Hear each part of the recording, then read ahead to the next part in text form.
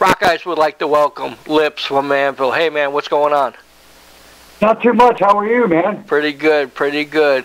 Anvil is Anvil. Congratulations on the new release coming up this month and on SPV Steamhammer. Tell me a little bit about the album. I think you got 11 tracks? Yeah, something like that. Right. I think there's 12. Right. Yeah. Actually, with a bonus track. Right. Right. I was listening to it this morning and stuff. I really enjoyed it. Dagger and Rum was amazing, and listen to the whole CD. Really, like, you know, you're friends with Lenny from Motorhead and stuff like that, and it really kind of like had a Motorhead feeling listening through the whole disc. You know, how close were you to Lenny, and you know, what's your feelings about this? Well, Lenny was, of course, I mean, I don't even know where to begin. Right. We talk about my big brother. You know what I mean? Right.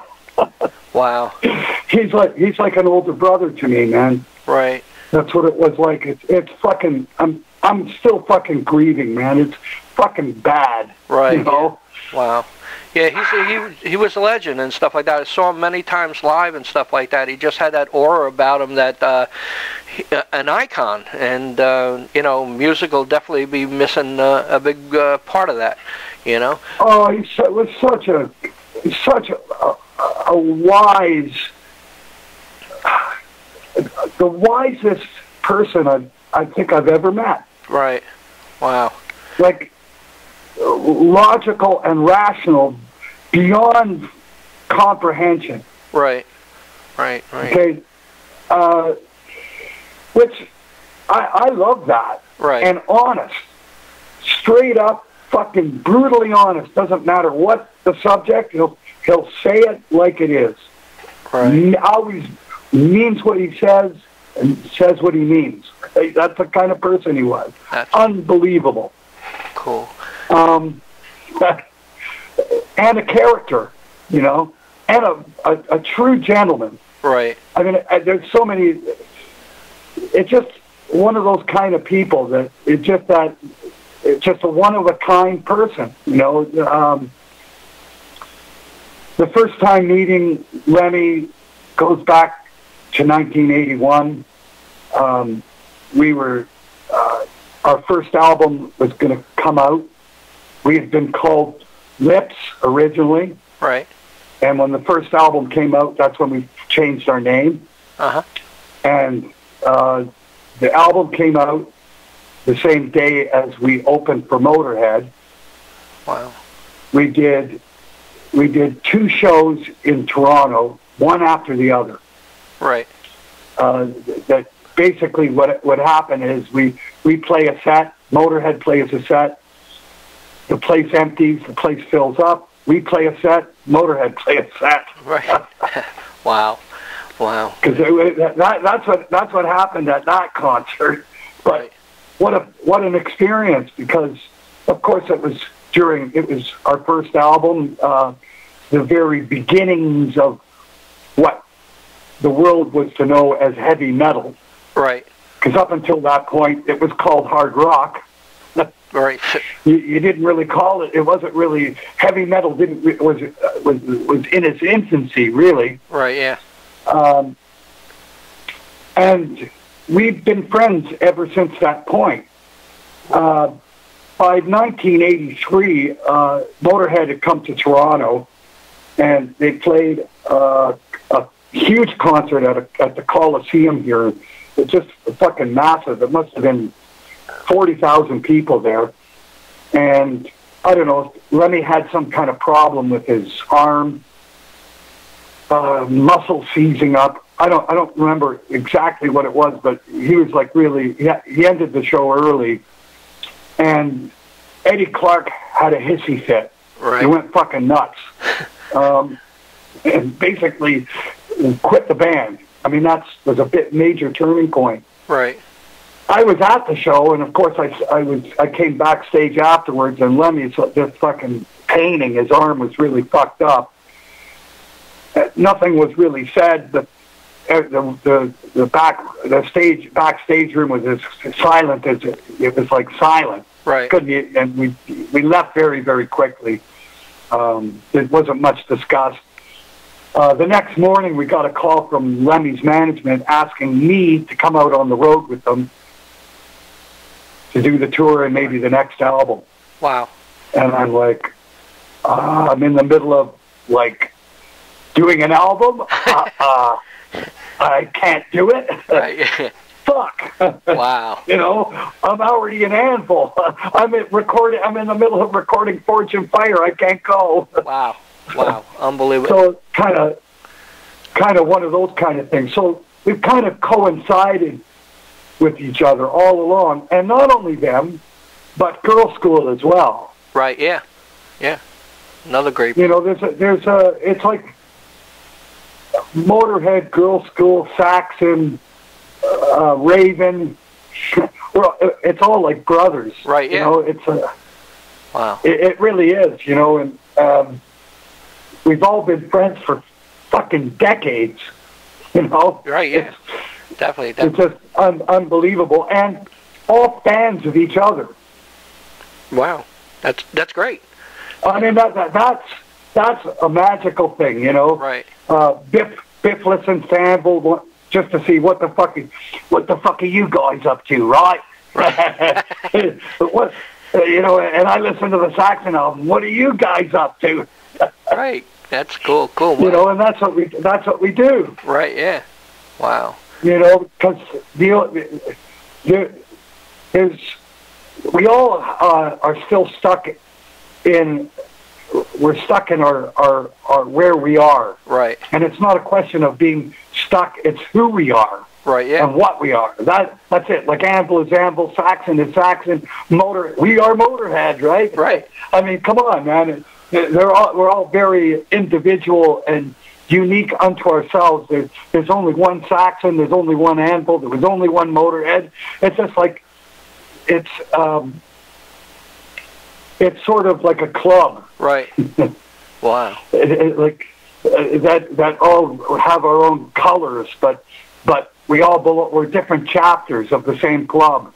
Right. That's sort of what it's like, and we watch each other's back and care about each other. It's been a wonderful 40 years, man. What can I say? Right. As far as all that is concerned, you know, fans of each other, which is a great thing because it kind of, you can hear the laughs over. And in fact, in recording this album, I'm out on the floor singing It's Your Move. Uh-huh. And in the second verse, I had written a line, Ace of Spades and the Joker is wild. Right. Right. So when it came to the line, I went up to the microphone and bent my head back and crouched back and made it look like I'm Lemmy, and I sang the line, right. And the producer just starts fucking cracking up, man, just losing it. Wow. And I did it just because it's just a spur of the moment, have some fucking fun, right? Right, yeah, definitely. You know. So he goes, I'm leaving it in the recording, man. I'm leaving it in the recording. I go, but and he goes, no, we got to leave it, man. He says, Lemmy will hear that. He'll fucking love that, man. Wow. I said, okay, let's just leave it then. Cool. And it's just those kind of things. You nod. You give a nod to each other, you know, and accredit each other. You know what I mean? It's just fucking great. Right. Wow. Well, even like Daggers and Rum, you invited fans into the studio to work with you guys, right? Yeah. That had to be amazing. Those people, what an experience that was. Yeah, I bet. Tell me about it. We had two groups of people, and you have to go out and record their tracks because you've only got so many headphones. Right. Right? You can't do it all together. You haven't got 20 sets of headphones. Right. You know what I mean? Yeah. So we have to break it into groups, and then you track. They go, you know, the first group goes in, and the second group goes in and sings also. And then when you put the two tracks together, you got all the people there. Wow. So we did it like that, and it was great. The funniest was for that is the yo ho ho, and it's written on a big huge sheet of paper with magic marker. Yo ho ho, give us a bottle of rum. It's because everybody's German, Czechoslovakian, you name it. Yeah. Every nationality's got a couple from Italy. So you got all these different mixed accents, yet they're having to read these English words. Right, yeah. Wow. Unbelievable. So you kind of create a vocal orchestra, right, at spur of the moment, spontaneously, and it worked out really well. Oh, yeah, it's really definitely. Cool. I liked it. I enjoyed that track, The first Lyrical video was Die for a Lie. You take on the religious background on that one. Did you ever have any thoughts about, what kind of controversy you might have with that video? Well, I actually wanted it to be a lot more controversial. Right. It wasn't me who put the video together. Uh-huh. But my suggestion, at first they wanted to go with another song. I go, yeah, how could you go? No. Right. They're going with Die for a Lie, and this is why, and this is what it needs to be, right? So I said, you need to show all different aspects of religion and current affairs. I want current affairs. That was one of the first things I ordered up. Show a beheading. Let's fucking cause controversy, guys. Come on, right?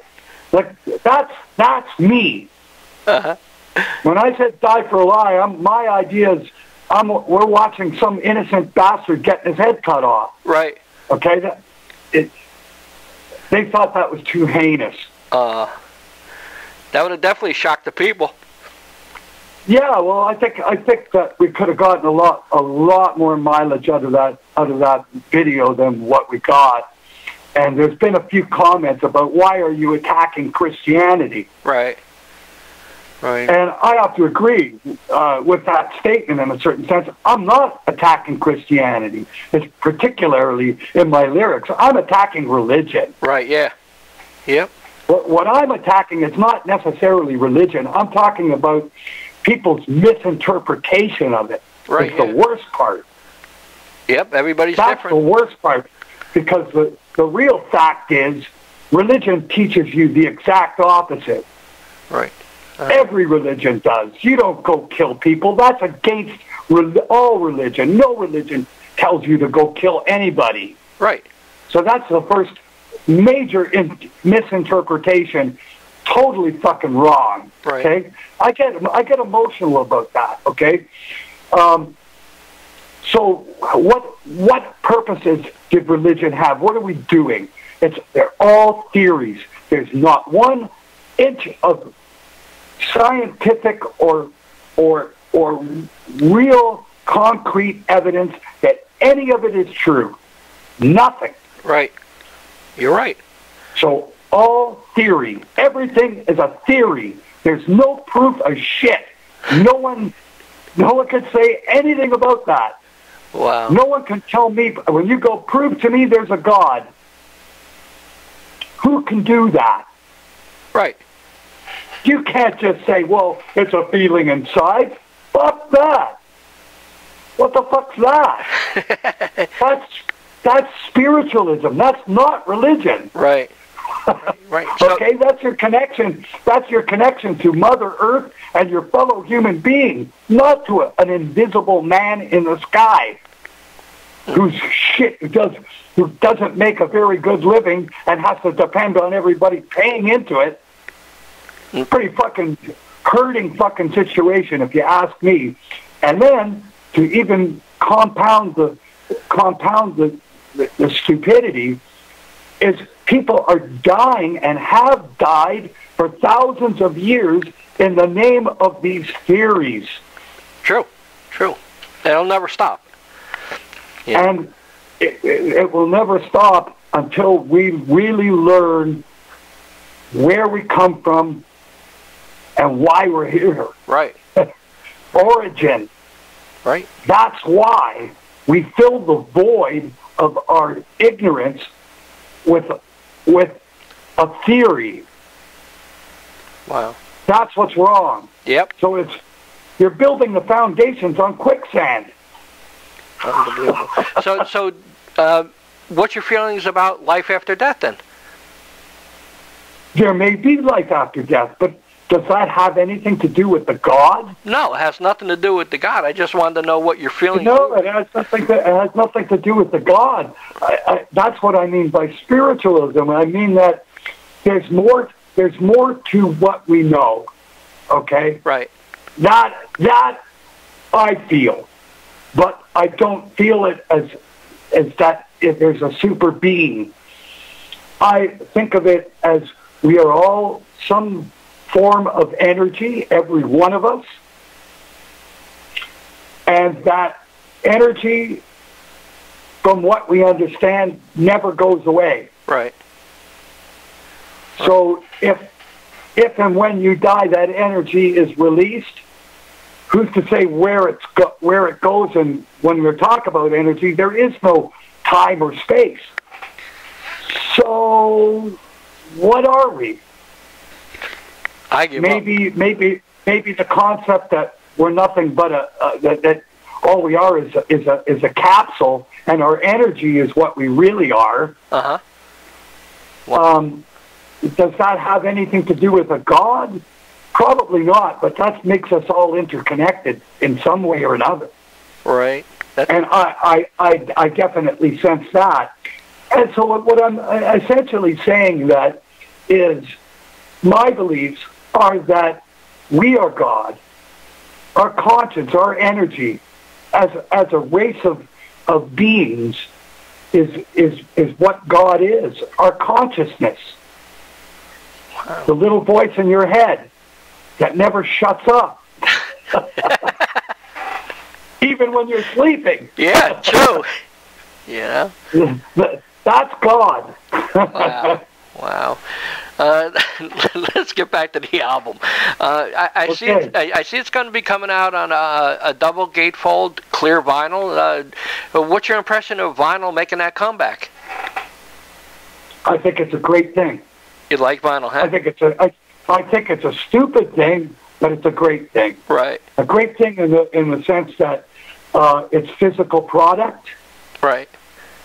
That's that a record company can sell. Right. Definitely. Because digital stuff is free. Yep. For the most part, it's free. That's it. No matter so it's physical product. So on that level, that's what's great. Right. On the fact that we're going backwards in technology, that's stupid. Because you're never going to get the fidelity on vinyl that you do with digital. If you know anything really about technology, you'd come to realize that. Right. But most people are illiterate in that sense. They just don't know. Like thinking that, and this has been going on for a while, analog versus digital, right? Right, yeah. Analog's better. Well, what do people really know? How can you say that? Something that wears out, and think about it. You're using a piece of metal to drag along a piece of vinyl. How long is that going to last? Right. How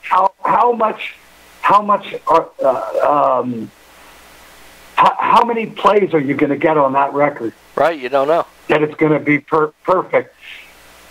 Right. I mean, that's just one aspect.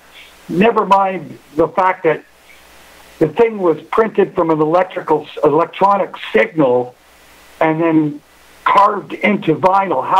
How accurate is that? It's pretty accurate, but there's no way that it can be as pristinely accurate as the digital sound. Right. It's just not possible. Right. It's not.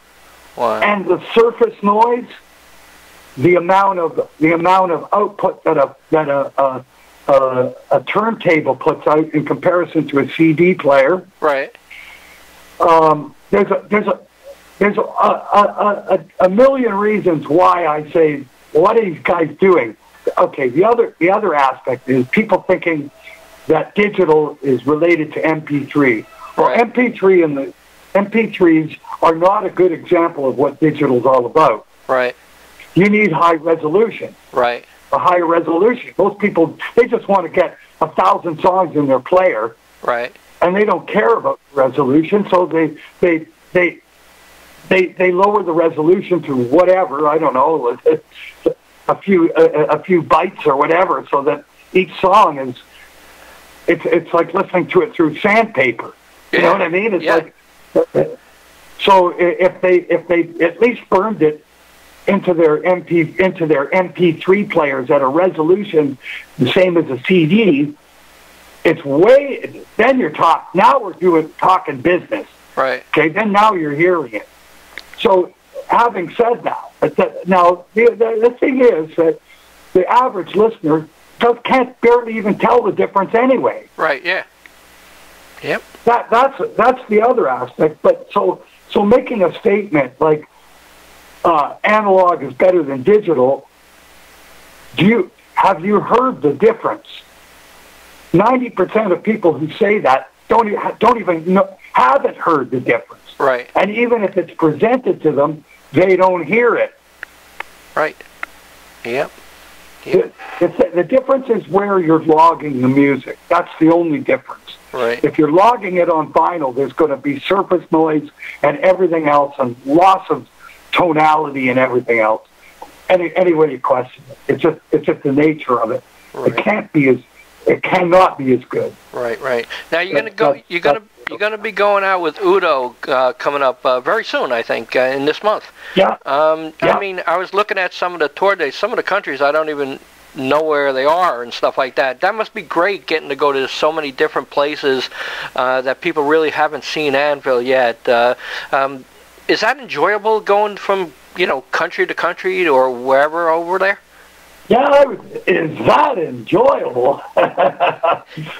It's what I live for, man. Oh, man. That's the thing. That's what you live for. That's what this is all about. Right. I get to go all over the world, man. My world is not just here in Toronto. My world is the world. Right. For real. Yeah. I mean, it's actually quite unbelievable. I mean, I could do a world tour visiting friends. Right. I wouldn't even have to get a hotel. Wow.